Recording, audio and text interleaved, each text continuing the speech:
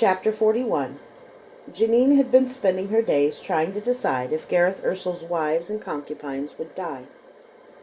Dorian waited for her in the black rock halls that she usually lightened with her presence, but today, and for the days since he'd laid the question before her, that sunny presence had been clouded. "My love," he said gently, "we have to decide today. Part of me hates you for making me decide, but this is what it is to be queen, isn't it? You are wise, my lord. If you decided for me, I would doubt you either way."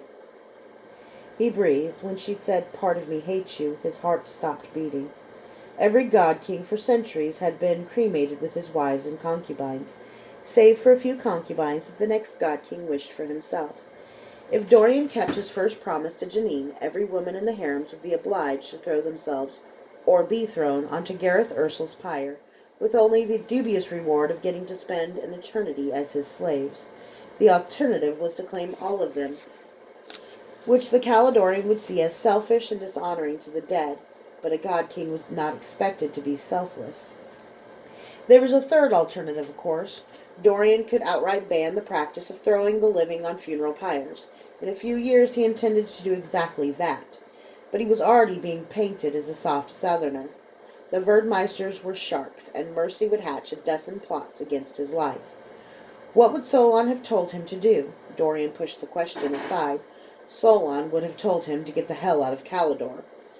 "In some ways," he said, "if we are to change what marriage is to mean in these lands, it makes sense to let them die, for there we would have a blank slate." "So we throw away 86 women's lives to prove that women have value?" Dorian said nothing. He offered his hand, and she took it. They began walking toward his apartments. "I don't know how to take the cruelty out of the choice."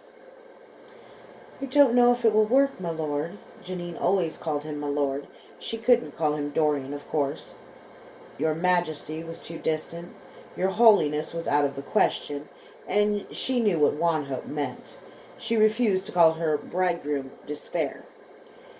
"There's something wrong with these girls. Did you know they're taken from their families when they're 9 years old? They're trained to be exactly and only what the God King wants. The only currency they know is the God King's favor. They're not allowed to learn to read. They never go anywhere. They never meet anyone but each other and the eunuchs. It twists them. Yet they're not innocents. They gossip and backstab as much as anyone, perhaps more because they've nothing useful to occupy them. All the same, they're not animals either, though they've been treated as such, and most of them are just girls. I couldn't ask them all to die for me.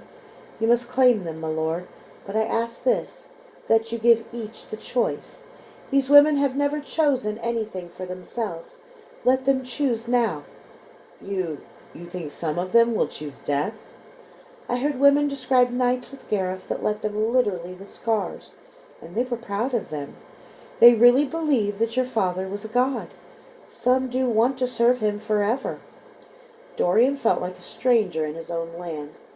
He said nothing as they walked past a knot of athelings who'd stopped in the hall, prostrating themselves until he passed. At the door of his apartments he stopped and said, "Janine, I swear to you that those women will be my concubines in name only. They will not share my bed." She put a finger on his lips. "Shh, my love. Don't swear about what you can't control." He had a sudden sense that he'd done this before.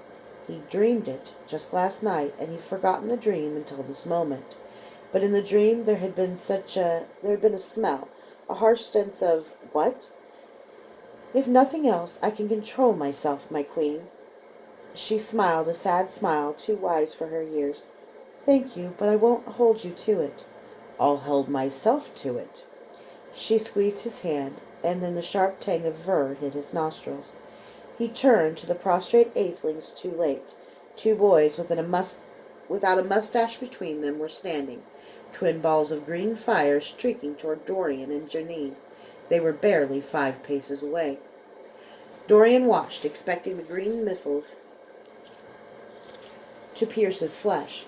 He was reaching for the Ver, but it was too late to put a shield together. But then the Ver was there, already forming, already acting to protect him. pushing hard from below, only asking his assent. Yes, the green missiles were within a hand's breadth when the Ver leapt. The green fires twisted away, looping behind him and Janine as Dorian threw his arms around her and sped back toward the youths.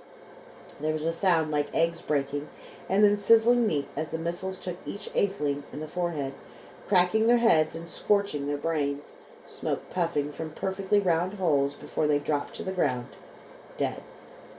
Dorian's shield sprang up around him and Janine only then, though he'd acted as fast as he could. There was no other sound in the hall. The dead children gaped at him, brains smoking. The living ones didn't dare look up. Fury rushed through Dorian. They hadn't just tried to kill him. They tried to kill Janine. He looked at the Verdmeister who was in charge of these athelings. The man was cowering, prostrate, at the back of the line. Dorian couldn't think. The Ver lashed out from his hand, yanked the man to his feet by his throat. He gave a strangled yelp, waving his hands in denial before a huge fist of Dorian's Ver smashed his chest against the rock wall. Blood exploded over the wall and the athelings at the back of the line, but no one moved. With effort, Dorian dropped the shields, pushed the Ver down. His head was throbbing. The athelings had moved against him. It was a stupid, childish attempt, and it had almost succeeded, because he hadn't thought to guard himself against boys who were 8 years old. There had been no follow-up to take advantage of the distraction. So Dorian couldn't know if the children had been distracted by a Verdmeister, or directed by a Verdmeister, unless it was simply to test Dorian's strength or to see if the Ver would save him. In some ways, it wasn't important. What was important was that something had to be done about the athelings. They were vipers. If 8 and 9-year-olds had already acted, there was no doubt about the older boys were plotting, and a wedding would give them all sorts of opportunities. Delay looked like weakness, and weakness put not only himself but also Janine in peril. That he wouldn't tolerate. Janine started crying, and Dorian banished the athelings and comforted her, but his mind was far away, and every thought was bloody.